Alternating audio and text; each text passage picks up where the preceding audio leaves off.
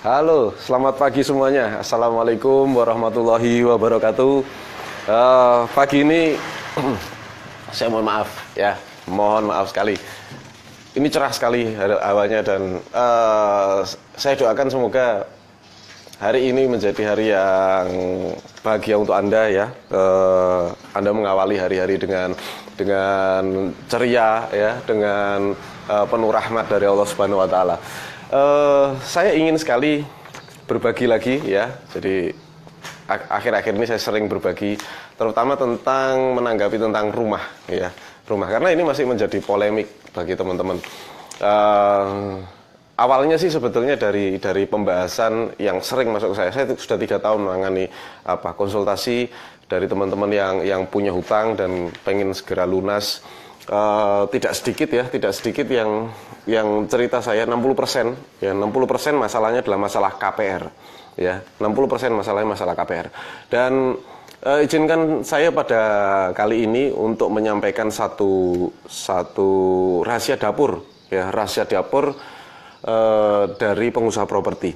Saya punya usaha properti juga ya, dan sebetulnya saya tidak mau ngomong ini, tapi karena ya apa boleh buat ya, nasi sudah menjadi bubur, akhirnya saya bongkar juga. Dan apa rahasia dapur itu? Saya ingin menyampaikan pada Anda, sebetulnya tidak ada yang salah ya dengan usaha properti, maksudnya tidak ada yang salah dengan kita membangun perumahan, Anda jadi developer, tidak ada problem ya, tidak ada problem. Yang jadi problem sebetulnya ya, ujungnya yang jadi problem adalah KPR-nya ini. Ya, itu yang saya garis bawahi, karena banyaknya orang yang saya dan mereka curhat masalah itu. Awalnya karena mereka mendapatkan penawaran ya, penawarannya biasanya bulan depan harganya naik gitu ya. Itu penawaran yang umum sekali dilakukan oleh para developer dan itu sah-sah aja, tidak ada masalah. Yang jadi masalah ketika orang terburu-buru mengambil keputusan dan kemudian dia memutuskan untuk KPR. Dan saat ini KPR dianggap wajar ya, dianggap wajar oleh masyarakat, tetapi bukan oleh saya dan teman-teman penggiat gerakan anti riba ya. Saya garis bawahi, mungkin beberapa orang belum kenal saya, nama saya Arli Kurnia ya. Mungkin yang baru pertama kali datang ke fanpage saya, nama saya Arli Kurnia. Saya adalah founder dari IKRAR, Ikatan Komunitas Relawan Anti Riba ya. Saya juga pembina dari Gerakan Indonesia Lunas, yang mana aktivitasnya adalah gencar-gencar dalam mengatasi riba. Kenapa saya posting video ini?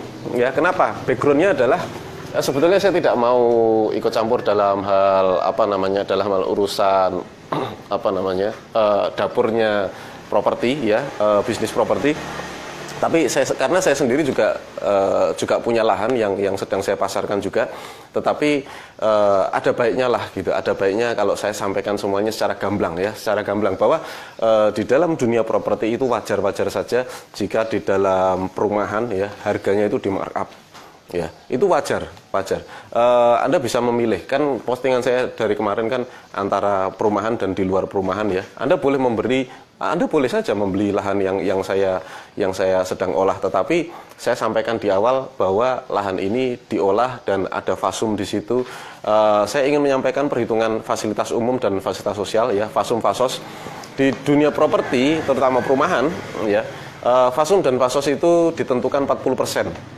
Ya, standarnya kurang dari itu biasanya izinnya nggak keluar ya, tidak diizinkan oleh pemerintah, dan itu yang mengakibatkan harga rumah di dalam perumahan dan di luar perumahan cuman kebatas tembok aja itu langsung beda, padahal NJOP-nya sama ya. Sekali lagi saya ulang, NJOP-nya sama.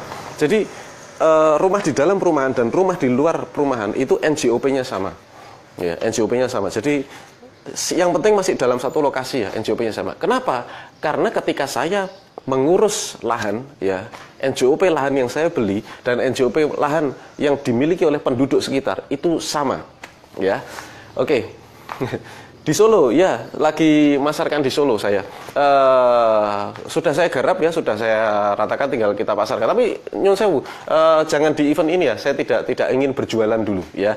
Saya nggak ingin berjualan dulu. Saya ingin memaparkan sebuah fakta dulu. Kenapa? Karena dari postingan saya sebelumnya ada banyak sekali teman-teman pengusaha properti yang merasa terganggu dengan postingan saya, dan kemudian mereka mulai menggunakan akun-akun palsu mendebat dan komentar panjang lebar gitu ya. Saya paham perasaannya dan saya mohon maaf yang sebesar-besarnya karena fakta harus disampaikan ke konsumen ya. Fakta harus disampaikan ke konsumen. Kalau maksud saya gini, pemikiran saya adalah kalau rumah itu mahal maka harus KPR. Ya, kalau rumah itu selalu mahal dan tidak ada solusi lain, maka teman-teman harus KPR, harus terjebak sama riba, harus bertahun-tahun nyicil. Ya, harus bertahun-tahun nyicil dan tidak diberikan pencerahan yang tepat gitu. Ya, itu yang membuat saya berat. Ya, jujur saja, itu yang membuat saya berat. Makanya saya terus-menerus untuk apa namanya membuat apa istilahnya, membuat postingan-postingan jauhi riba, jauhi riba, jauhi riba. Oke, saya bicarakan ini spesifik ya tentang fasum dan fasos. Ya, kita mau buka perumahan, tentunya misalnya lahan 4.000 meter, ya, fasum dan fasos yang ditentukan, maaf gatel, ada binatang. Jadi fasum dan fasos yang dikorbankan atau yang dibebankan oleh konsumen adalah 40%. Jadi misalnya saya buka lahan, saya beli tanah, misalnya tanahnya 2 miliar harganya, lebar luasnya adalah misalnya 4.000 meter. Ya, 4.000 meter kita potong, kita harus potong 40%. Ya, kita harus potong 40%. Dan kalau kita potong 40%, Bapak Ibu, berarti ya berapa itu? 40 kali 4. Ya, sekitar 1.600 ya. Sekitar 1.600 yang harus menjadi apa namanya? Fasilitas umum dan fasilitas sosial. Maka tidak jarang developer teman-teman saya juga yang coba ngakali dibikin fasum dan fasosnya lebih kecil sehingga dimaksimalkan untuk ukuran tanahnya. Kenapa? Karena yang dijual tanahnya bukan fasum dan fasosnya. Nah, inilah yang mengakibatkan kenapa kok properti harganya menjadi naik di area perumahan. Ya, itu yang pertama. Yang kedua, ketika saya sampaikan bahwa biaya pembangunan rumah itu bisa antara 1,5 juta ya, sampai 2 juta, ya Anda bisa hitung-hitung lagi ya. Tetapi kenapa ketika Anda tanya sama pemborong 2 juta nggak masuk gitu, ya minimal 3 juta, ya 3 juta 4 juta. Kenapa seperti itu? Ya kenapa seperti itu? Ya Anda harus maklumilah ya, Anda harus maklumi. Apa namanya, semua orang kan cari rezeki ya, semua orang cari rezeki gitu. Jadi jangan Anda bandingkan pemaparan saya dengan pemaparan pemborong. Meskipun saya sendiri pengusaha properti, tapi saya itu bukan usaha utama saya gitu loh, maksud saya. Jadi laku ndak laku terserah lah gitu. Kalau saya pribadi ya, maksudnya karena saya beli tanahnya cash, juga lakunya nanti kapan juga terserah gitu. Maksudnya saya ndak pernah target, tetapi tidak sedikit pemborong yang tanahnya juga modal bank sehingga dia harus kejar target, dia harus laku cepat dan harus dapat keuntungan yang maksimal juga.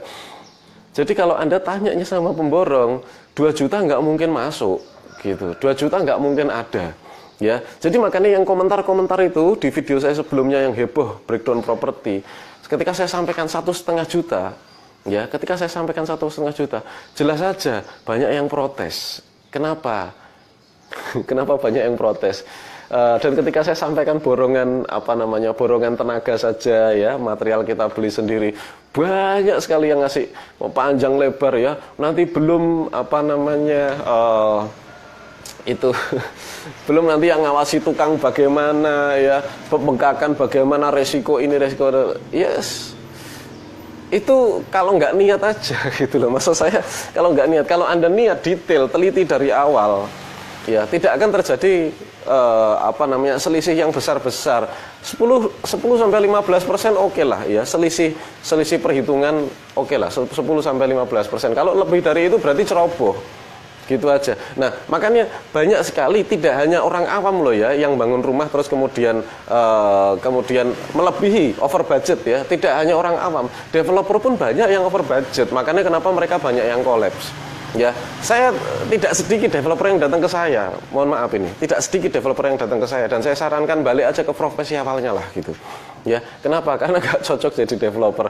Developer tuh harus teliti banget, harus betul-betul forsir pikirannya dan harus betul-betul membuat semua jadi efektif dan efisien sehingga bisa menyajikan rumah yang berkualitas tapi dengan harga yang terjangkau. Itu tantangan seorang developer. Saya pahami, ya, karena saya juga punya usaha properti, saya pahami itu.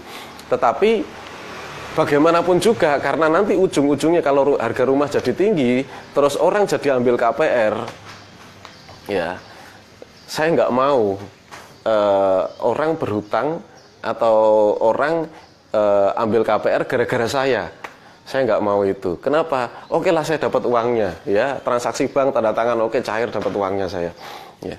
Tapi ya nanti pertanggungjawabannya bagaimana gitu loh ya, pertanggungjawaban nanti di akhirat gimana, kan kita hidup tidak cuma di dunia ya, itu pertanggungjawabannya yang berat. Makanya saya sampaikan dari awal ya, bahkan gimana ya, kalau kita ngomong hitung-hitungan, jujur saja sebetulnya saya mengakui ya, ini pengakuan saya, rumah di perumahan itu memang memiliki lingkungan yang lebih terarah, lebih kondusif daripada di luar perumahan.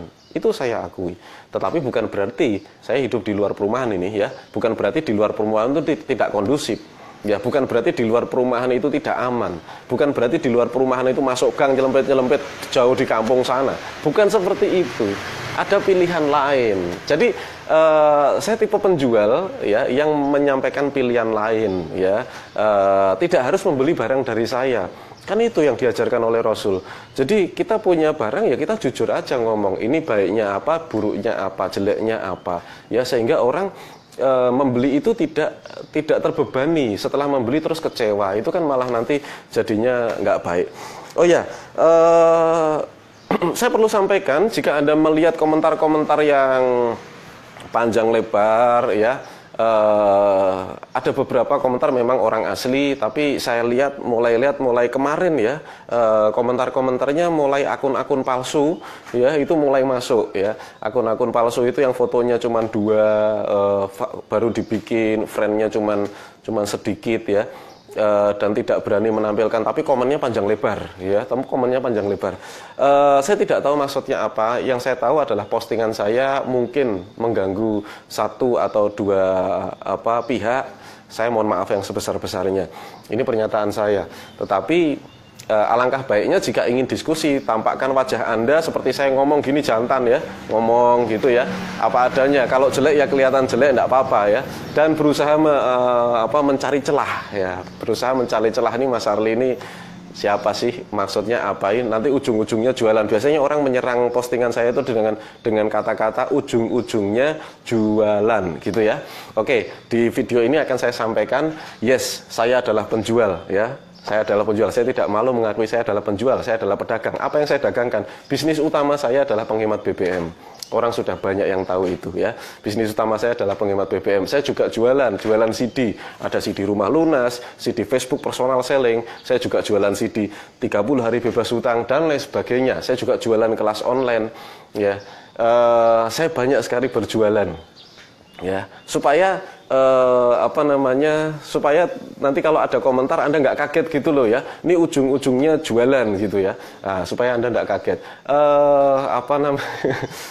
itu ya. Jadi mungkin dikira kalau saya ketahuan kalau saya jualan terus saya jadi malu, terus menutup diri, terus nggak jadi posting lagi. Oh, no way ya. Bahkan saya jualan juga gitu ya. Tetapi Anda tidak perlu membeli dari saya apabila apa yang mau Anda beli itu bukan sesuatu yang bermanfaat untuk Anda. Jangan dibeli. Ya, ini ketegasan dari saya. Jangan dibeli. Kalau Anda ada sesuatu yang tidak bermanfaat dari saya terus Anda mau beli, jangan dibeli. Ya, udah paham ya sampai sini ya. Nah, saya lanjutkan lagi. Kembali lagi ke masalah fasum dan fasos. Ini berkaitan, tadinya saya nggak mau ngomong ini, tapi gara-gara ya ada 1-2 pihak yang mulai pakai akun palsu, maka saya bicarakan ini. Fasum dan fasos. Yang kedua, kenapa jadi mahal? Sudahlah terbebani oleh fasum dan fasos ya. Kalau di luar perumahan, fasum dan fasos itu dibiayai oleh pemerintah. Jalannya juga di-upgrade terus ya, rusak bolong ditambal. Tapi kalau di dalam perumahan, ya kelebihannya memang lingkungan bagus, tapi ada rusak-rusaknya, kita iuran. Bukan berarti saya tidak pernah tinggal di perumahan loh ya. Saya bertahun-tahun tinggal di perumahan, saya ikut iuran. Ya, oke. Terus kemudian, harganya gini, harga appraisal. Sekarang saya ngomong appraisal. Appraisal kalau bagi yang orang awam belum tahu appraisal adalah kalau misalnya satu rumah, ya ini yang kebanyakan contohnya ya, rumah mau diajukan ke bank, biasanya bank akan menyewa atau memakai jasa appraisal atau penilai nilai sebuah properti supaya tidak kemahalan gitu loh, supaya tidak terlalu tinggi dia mengeluarkan uang untuk pembiayaannya. Jadi rumah itu akan dinilai oleh pihak ketiga, ya, namanya jasa appraisal. Nah, dari jasa appraisal maka diketahuilah nilai standar atau nilai pasaran, ya. Nah, apa saja yang dinilai, ya, salah satunya berdekatan dengan apa. Kalau berdekatan dengan sungai, berdekatan dengan macam-macam, ya, itu nilainya turun, nilai appraisalnya turun. Maksudnya di bawah standar. Kemudian kalau lantai, ya, lantai.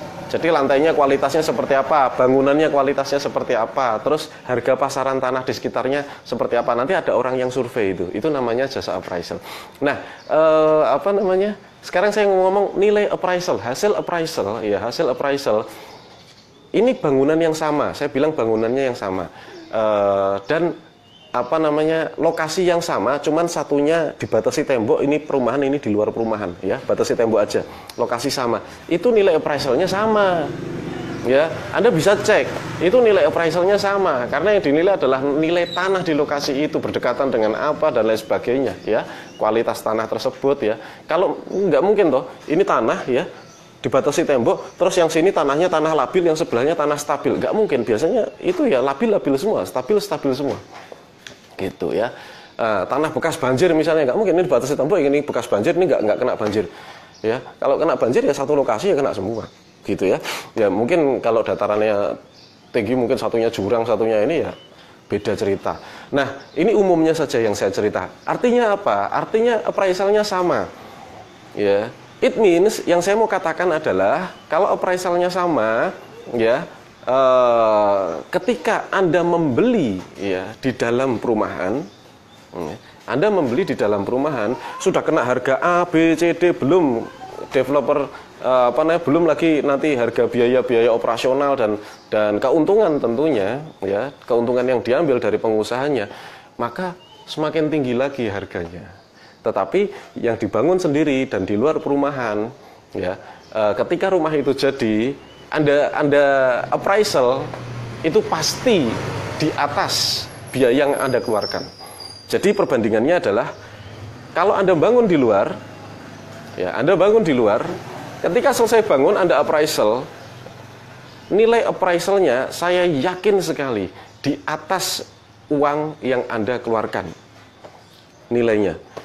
Kalau Anda membeli jadi di perumahan, nilai appraisalnya, ya, itu di bawah harga, ya, di bawah harga atau di bawah nilainya, di bawah uang yang sudah Anda keluarkan, ya.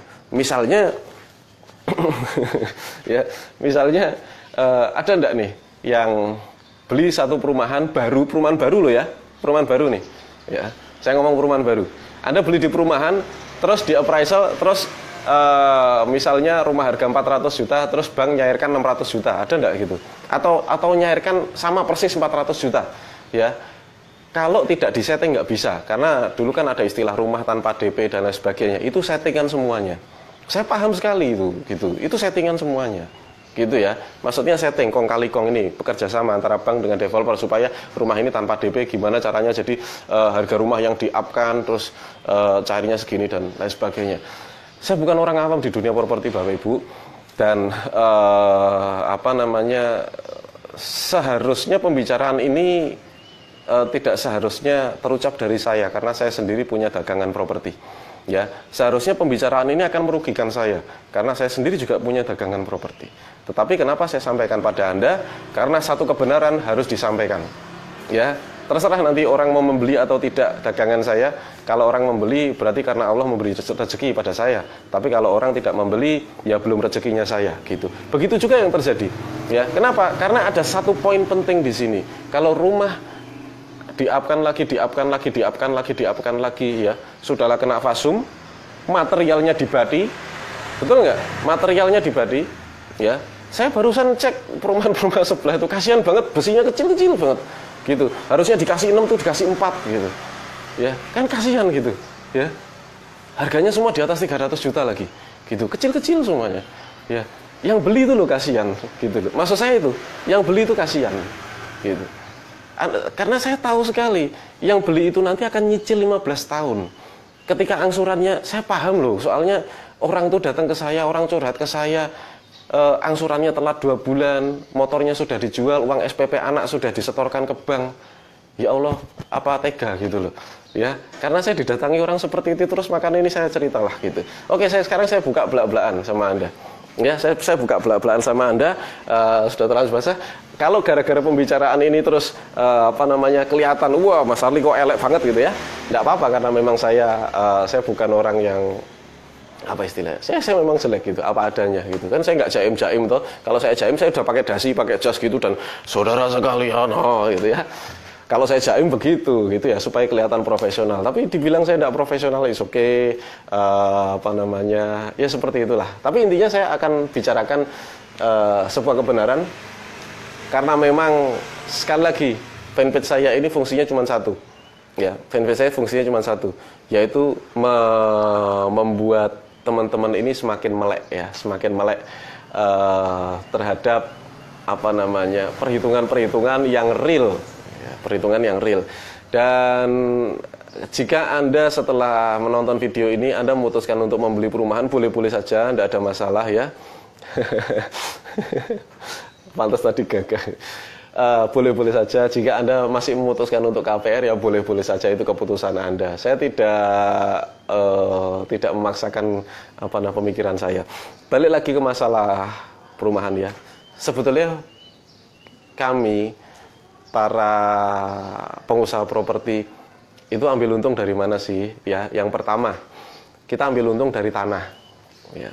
Kalau kita bangun perumahan, kita ambil untung dari tanah. Yang kedua, kita ambil untung dari jasa pembangunan. Ya, jadi jasa pembangunan itu kita ambil untung. Yang ketiga, kita ambil untung dari material. Gitu. Ambil untung dari material. Setelah ini jadi, semuanya jadi harga pokok. Ya, sudah ambil untung, jadi harga pokok dinaikkan lagi. Menjadilah harga jual. Berapa kali orang ambil untung situ? Ya, itu yang saya sampaikan pada Anda. Makanya kenapa rumah di perumahan semakin mahal.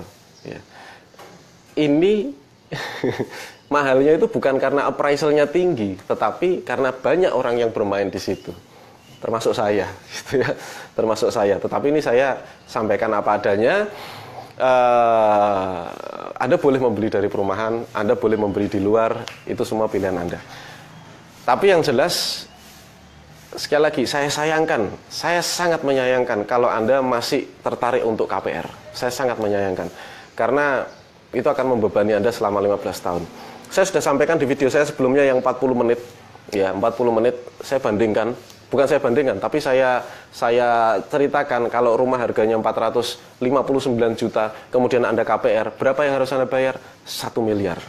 Ya. Kalaupun rumah itu nantinya naik dan Anda jual dan Anda dapat keuntungan 459 juta, ya ngomong aja 500 juta lah, 500 juta jadi 1 miliar, Anda kan kehilangan 500 juta. Gitu loh. 500 juta itu itu kalau saya jadi rumah 2 Bapak Ibu, ya. Itu 500 juta itu kalau saya jadi rumah 2 itu, ya. Dan banyak orang yang masih memutuskan untuk itu. It's okay, ya, itu adalah pilihan. Tetapi alhamdulillah pagi ini saya sampaikan apa adanya pada Bapak Ibu sekalian ya, untuk mengisi pagi hari ini supaya bisa lebih terarah lagi secara finansial dan tidak terjebak dengan promo-promo ya, sehingga Anda memutuskan sesuatu yang terlalu dini atau gegabah atau spekulasi. Nanti kalau spekulasi menyesal di kemudian hari. Ya, Mas Arli ini kok aneh banget kok ngomongnya seperti ini. Mas Arli sendiri jualan properti gitu ya. Kok ngomong seperti ini? Iya, nggak apa-apa, karena jualan properti itu nggak seberapa Bapak Ibu kalau saya. Yang berat buat saya itu adalah harus menerima konsultasi orang yang KPR-nya macet. Jujur, ya, jujur saya itu sudah 3 tahun ini ketemu orang ya, orang curhat ke saya, Mas Ali KPR saya, aduh rumah saya mau dilelang itu, dan semuanya perumahan, hampir semuanya lah, nggak semuanya, bohong kalau bilang semuanya, hampir semuanya, ya 90% di perumahan, dan mereka jual nggak laku-laku. Kenapa? Karena sekali lagi mereka membeli dengan harga tinggi. Misalnya lebih baik rumah saya dagangan saya nggak payu daripada dari hari ke hari orang yang KPR dan macet semakin meneror saya gitu. Ya, semakin meneror saya. Jadi ini jujur saya ngomong apa adanya. Mau dibilang nggak profesional ya boleh-boleh aja, mau dibilang jelek ya nggak apa-apa, memang saya ini jelek, nggak pernah bagus. Dan kalau gara-gara video ini terus kemudian membuat saya menderita juga nggak ada masalah ya, karena saya putuskan pagi ini saya sampaikan jujur apa adanya. Ya cuma satu aja, saya berharap ridho dari Allah Subhanahu Wa Taala, supaya Bapak Ibu sekalian nanti kalau ambil keputusan apa-apa itu tidak gegabah ya, dipertimbangkan matang-matang, jangan terlalu termakan promo, betul-betul matang sudah perhitungannya. Wes lah, mau KPR monggo, itu pilihan Anda, tapi dihitung matang-matang ya. Mau ambil di perumahan monggo, itu pilihan Anda, tapi dihitung matang-matang. Mau bangun sendiri di luar juga itu pilihan Anda, tapi sekali lagi dihitung matang-matang. Anda boleh percaya sama saya, boleh juga tidak percaya, itu semua hak Anda. Sekali lagi jujur terima kasih ini yang sudah hadir. Ini saya udah 100 lebih nih ya, semakin hari fanpage-nya semakin naik terus. Saya tidak berharap seperti ini.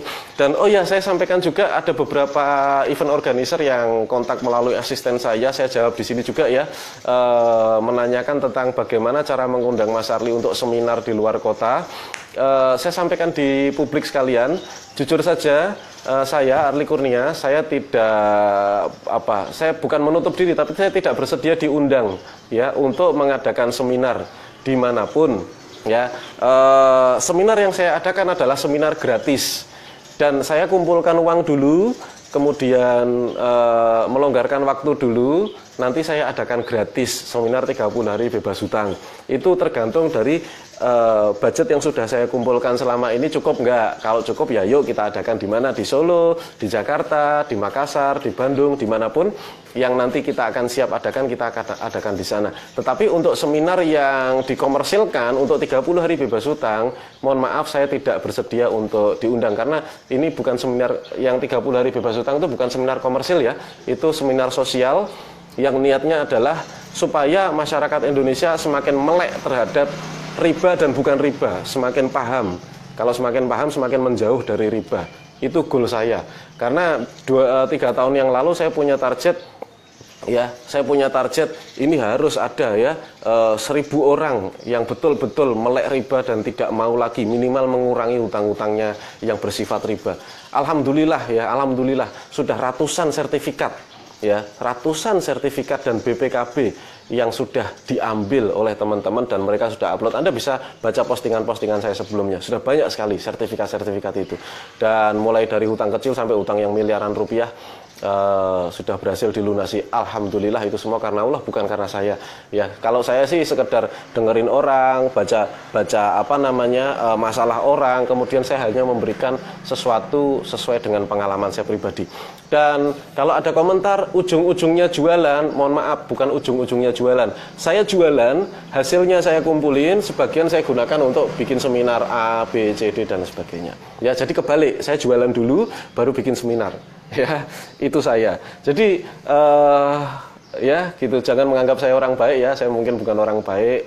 Insya Allah meskipun saya juga bukan orang baik, ya mudah-mudahan dari orang yang jelek ini, mudah-mudahan ada sekelumit, ada sedikit saja manfaat yang bisa ambil pada pagi hari ini.